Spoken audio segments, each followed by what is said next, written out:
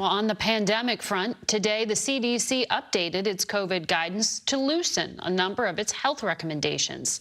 CBS News chief medical correspondent Dr. Jon LaPook is here now with the details. Good evening to you, doctor. So what is the biggest change?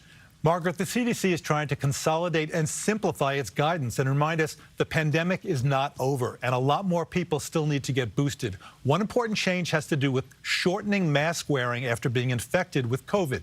You still need to isolate for 5 days, but instead of then having to wear a mask around others for 5 more days, you can do a home test on day 6 and day 8.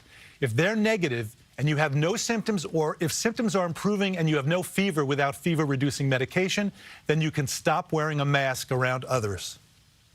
And there are also some changes, I understand, about how someone who's exposed to COVID should behave. Right, Margaret, I just confirmed this with the CDC a few minutes ago, that if you are exposed to somebody with COVID, you no longer have to quarantine whether you are vaccinated or not. However, you do need to wear a mask for 10 days around others and get tested at day 5 after exposure or sooner if you have symptoms. And Margaret, this should lessen disruption in schools and elsewhere. Dr. Jon LaPook, thank you for breaking it down for us.